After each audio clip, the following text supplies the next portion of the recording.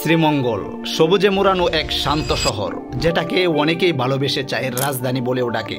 আজকের এই ব্লগে জানাতে চেষ্টা করব কিভাবে অল্প খরচে আপনারাও চাইলে শ্রীমঙ্গল থেকে ঘুরে আসতে পারেন। রাত 11টায় শামীম এন্টারপ্রাইজের উধার পরিবহনে চড়ে ময়মনসিংহ থেকে যাত্রা শুরু করি শ্রীমঙ্গলের উদ্দেশ্যে। জনপ্রতি ভাড়া পড়েছিল 600 টাকা। আপনারা চাইলে ঢাকা থেকে ট্রেনেও যেতে পারেন। ঢাকা থেকে বেশ কয়েকটা ট্রেন শ্রীমঙ্গলের উদ্দেশ্যে ছেড়ে যায়। শুভ সকাল শ্রীমঙ্গল। খুব সকাল সকাল আমরা এসে পৌঁছাই শ্রীমঙ্গল। আমাদের বাস আমাদেরকে চৌমোহনা মোড়ে নামিয়ে দেয়। এখান থেকে আমরা প্রথমে যাব আমাদের রিসোর্টে, যেটা শ্রীমঙ্গল কলেজ রুটে অবস্থিত। জনপ্রতি 500 টাকা খরচ করে আপনারা চাইলে শ্রীমঙ্গলের মতো একটা জায়গায় রাত কাটাতে পারেন। যে রিসোর্টটার কথা বলছি সেটা হচ্ছে গ্র্যান্ড লিফ রিসোর্ট। এটা মূলত 4 জনের একটা রুম। এখানে অনায়াসে 4 জন থাকতে পারবেন। এটা আমরা মূলত নিয়েছিলাম 2000 টাকায়। জনপ্রতি 500 টাকা করে 4 জনে 2000 টাকায় এই রুমটা আমরা নিয়েছিলাম। এত অল্প টাকার মধ্যে শ্রীমঙ্গলের মতো একটা জায়গায় রিসোর্ট, এটা আসলে অকল্পনীয় কিছুটা। এই জন্যই হয়তো কিছুটা নিচ থেকেই প্রমোট করছি। রিসোর্টের মধ্যে আমাদের যাবতীয় জিনিসপত্র রেখে আমরা বাহির হয়ে পড়ি ঘোরাঘুরির উদ্দেশ্যে। আমরা চলে যাই স্টেশনের এখানে আপনারা পেয়ে যাবেন অসংখ্য চাঁদের গাড়ি এবং সিএনজি। যদি আপনারা সংখ্যায় বেশি হন তাহলে আপনারা চাঁদের গাড়ি নিতে পারেন, যেটা 3.5 থেকে 4000 টাকার মধ্যে আপনারা পেয়ে যাবেন। আর যদি সিএনজি নেন তাহলে 1500 থেকে 2000 টাকার মধ্যেই পেয়ে যাবেন। এখান থেকে সারাদিনের জন্য আমরা একটা গাড়ি ভাড়ায় নিয়ে নিই, যে গাড়ি দিয়ে আমরা ঘুরে দেখব লাউয়াছড়া জাতীয় উদ্যান, নূরজাহান চা বাগান, মাধবপুর লেক, গল্ফ মাঠ, বধ্যভূমি আদি নীলকণ্ঠ চা কেবিন। আমরা এসে পৌঁছেছি আমাদের প্রথম স্পট বধ্যভূমিতে। এই জায়গাটাও অনেক সুন্দর। আপনারা এই জায়গাটা অবশ্যই ভিজিট করতে পারেন, দেখে যেতে পারেন এখানকার সৌন্দর্য। এখানে চমৎকার একটা ছোট্ট করে ঝুলন্ত ব্রিজও আছে, আপনারা দেখতে পাচ্ছেন। আশা করি এখানে আসলেও আপনাদের খুবই ভালো লাগবে। আমরা এখন যাচ্ছি লাউয়াছড়া জাতীয় উদ্যানের উদ্দেশ্যে। ফাইনালি আমরা এসে পৌঁছেছি লাউয়াছড়ার সামনে। এখানে প্রবেশ করার জন্য জনপ্রতি 115 টাকা দিয়ে টিকিট কাটতে হবে। আমরা টিকিট কেটে ভিতরে প্রবেশ করেছি।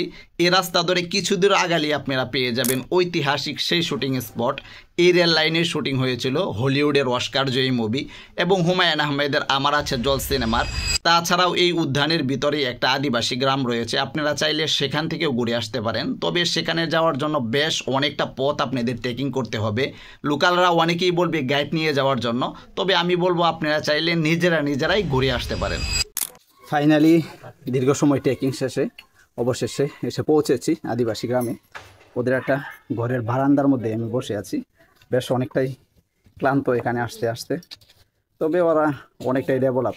যদি বলি যে আদিবাসী ওই রকম মানে ওদের জীবনযাপন দেখো ওই রকম কিছুই না, তবে মনে হচ্ছে যেন ওরা আমাদের থেকে বড় লোক।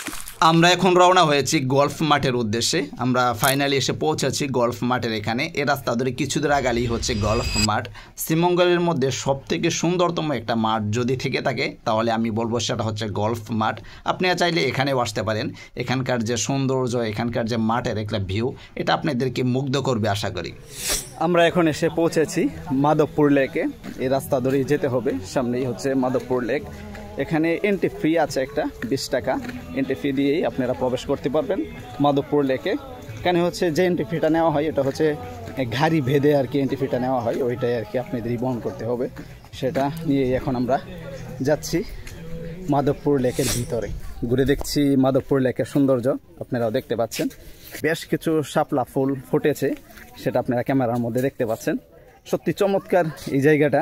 পুরো শ্রীমঙ্গলের সৌন্দর্য আমাকে মুগ্ধ করেছে। বর্তমানে আছি নূরজাহান চা বাগানে, যেটা খুবই জনপ্রিয় একটা চা বাগান। সত্যি বলতে এই জায়গাটা আসলেই অনেক সুন্দর। আপনারা অবশ্যই এই চা বাগানে আসবেন, নূরজাহান চা বাগানটাই। এখানকার যে ভিউ এটা আসলে মনোমুগ্ধকর। এখানকার যে চা বাগানের যে সৌন্দর্য দেখার মতো।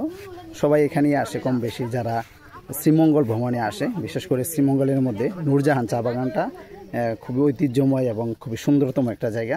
আপনাদেরকেও বলবো আপনারাও চাইলে ঘুরে যেতে পারেন নূরজাহান চা বাগান থেকে। আমরা এখন এসে পৌঁছেছি আদি নীলকণ্ঠ চা কেবিনে, যেখানে 7 রঙের চা পাওয়া যায়। বেশ কয়েক জায়গা থেকে আমার চা খাওয়া হয়েছে, তবে ওই রকম কোনো তৃপ্তি আমি খুঁজে পাচ্ছিলাম না। ফাইনালি চা নিয়েছি, তবে যদি আমি বলি মন থেকেই বলি এটা আদৌ চা কিনা সেটাও আমি এখন বুঝে উঠতে পারছি না। চায়ের কোনো নামগন্ধ এটার মধ্যে ছিল না। বেশ অনেকটা সময় জুড়েই ছিলেন আমার সাথে। আজকের মতো শ্রীমঙ্গল ভ্রমণ এখানেই শেষ করছি।